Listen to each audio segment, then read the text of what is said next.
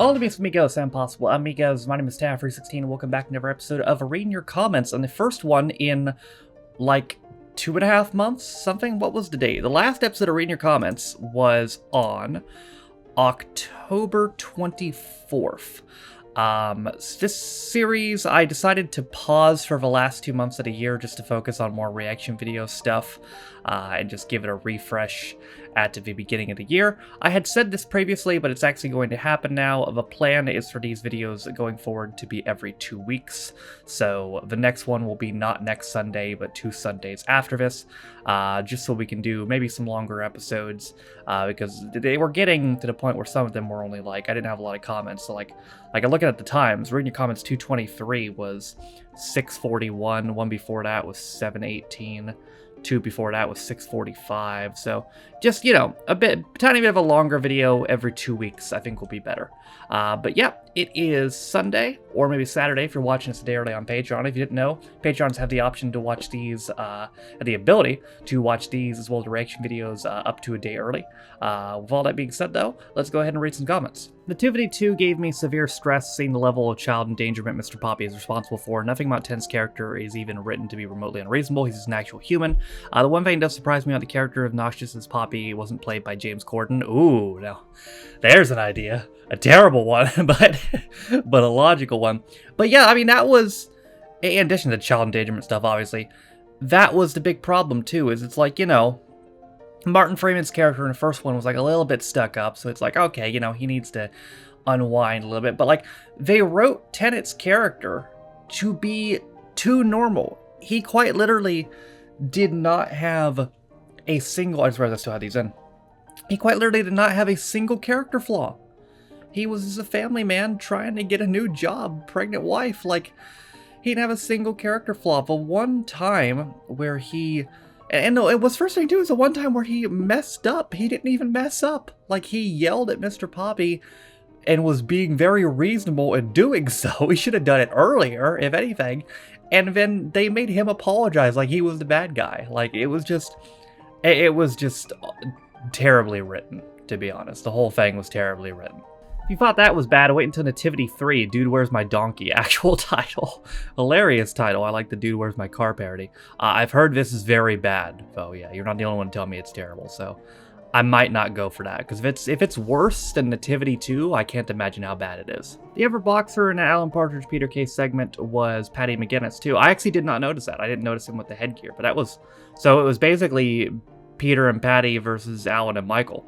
That's a hell of a crossover, actually. Too bad. I'd like to have seen, to be honest, maybe a longer sketch, longer than 7 minutes around those characters. Can you do Partridge on election night? It is a piece of Alan material not many people have seen.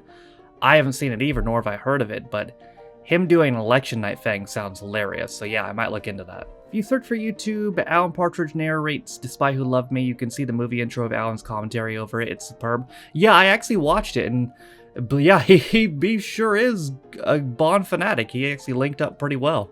I wouldn't say the Partridge shows after this follow particular storylines, really just Alan being a radio show host and TV presenter with the shows revolving around those premises. I would say it makes sense to go in chronological order though, so I'd recommend doing Mid-Morning Matters, which is 2 series after this, then the special Welcome to the Places of My Life, then Alpha Papa, and then Scissored Isle, and finally this time with Alan Partridge 2 series.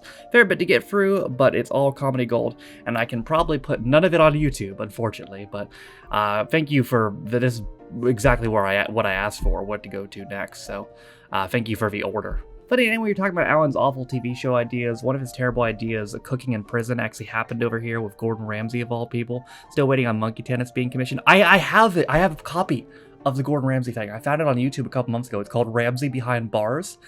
I think I can put it on YouTube too. I might do it, to be honest. I might do it because it looks hilarious. I think literally the only one who watched Paris Hilton's show was Harry himself for the sake of his show. We thank him for his noble sacrifice. I don't thank him. I don't thank him at all.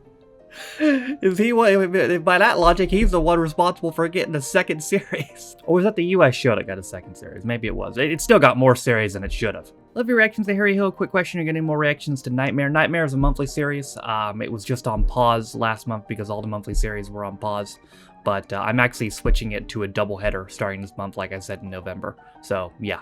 Has anyone ever told you about a show called There's Something About Miriam? It's a 2004 reality dating show where a group of guys are all competing for love of Miriam and a 10K reward. The something about her, but the guys didn't find out until the final, was that she was a male-female trans and hadn't had the bottom surgery. You see, I don't understand comments like this because, like, what is your, like, do you just want to tell me about it? Like, is that it? Or did you want me to watch it? Because if you wanted me to watch it, I can tell you with 100% certainty now that that's not happening because you spoiled the ending. You know what I mean? Like, you told me what happens. Why would I watch it? So, like, if the purpose was just to tell me about it, then okay, that sounds fun, I guess. But if the purpose of this was to get me to watch it, well, that sure should not happen now. All you need to know to answer that question is that Katie Hopkins was first on TV when she appeared in The Apprentice. That explains a lot. I asked if people on The Apprentice were just the most annoying, worst people in Britain. But yeah, that about answers that, yeah. You get so much material from Harry Hill, it's a gateway to so many shows nobody remembers, like Paris Hilton, The Restaurant, and Color of Money. Alternative way to look at it is some of those shows should have stayed forgotten. I wish I hadn't known about Paris Hilton. Color of Money was fun, and I might do The Restaurant, to be fair. I love Harry Hill, but when are you going to get back to Dave Gorman? Same answer as The Nightmare Thing. It's a monthly series, so I'll be back this month. While it's not in every scene, the actors in Lethal Weapon 5 switched roles halfway through. Pause? Lethal Weapon 5? How many fucking Lethal Weapon movies were there? Why does it keep phrasing every time I go to watch it? This is something else. Maybe sometimes people talk to me like I'm an idiot and I don't know basic things. So I guess I'll do this here. You guys know you can download videos on OneHub, right? Like if the player's not working, there's a download button. It's one of the reasons I use it now over Dailymotion, because there's a download button. File sizes aren't that big. They used to be, but I've compressed them all. That was what the whole thing in October was about. So, I mean, if it's not playing for you, then download it. Comparing Mannix to Nickelback as Pain? Well, they shouldn't have written a Nickelback song then. A1 actually had 8 UK top 10 singles, and Same Old Brand New You was their second chart topper after their cover of Take On Me a couple months earlier. Christ. For context, Backstreet Boys had 16 UK top 10s, New Kids on the Block had 9, NSYNC only had 6. Who Let the Dogs Out peak at number 2 behind First Steps and in Westlife. Aw, so Who Let the Dogs Out ever got to number 1? Damn it. Did they ever perform it on Top of the Pops at least? Because if they did, I want to see that. Oh, A1, if you notice, Ben, the dark floppy hair sort of main singer, is holding his trousers up all the way for the song. I don't know what happened or if someone didn't fix that before he went on, but he was performing a number 1 single on Primetime Friday Night Telly while holding his pants up. Little did he know that would actually become the style in a couple years' time. As Noah said, in the annals of all time, these 2 Top of the Pop episodes exist. I'd say the first one definitely exists. The second one is more in the bad category. Like the second one was, whoo, buddy. Glasgow taxi driver joke from Chewing the Fat just clocked with me. The driver calling the guy a Hun and throwing the tip back. Hun is an insult Celtic fans use against Rangers. So the driver was a Celtic supporter. Aha! Scottish football lore. See?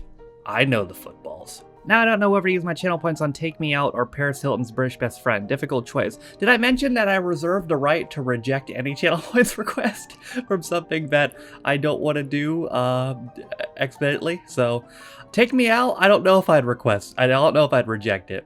Paris Hilton's British Best Friend? Yes, I would, so don't even try it. The height of the Justin Bieber hate exposure I got is when every other Little Big Planet level was just Kill Justin Bieber Simulator. Like, yeah, like I said, the dude's kind of a douchebag, but at the same time, I maintain that he's the monster people made him into be. They made him into this, you know? Like, especially when he was just a kid, you know? And I know it was other kids on the internet, but it wasn't always either, you know? Like, there were some adults engaging in this, you know? So, I mean, it was very strange. Looking back on it, it was really fucking weird. Alright, y'all, that's gonna do it for our first episode of Reading Your Comments this year. The comments in this video were pulled from the following videos. Nativity 2, Danger in the Manger, Alan Partridge versus Alan Partridge versus Tony Maloney, I'm Alan Partridge 10, Harry Hill's TV Burp 8 and 9, That Mitchell Weblook 4, The Goes Wrong Show 9, Top of the Pops 11 and 12, Chewing the Fat 4, and Charlie Brooker's Weekly Wipe 9.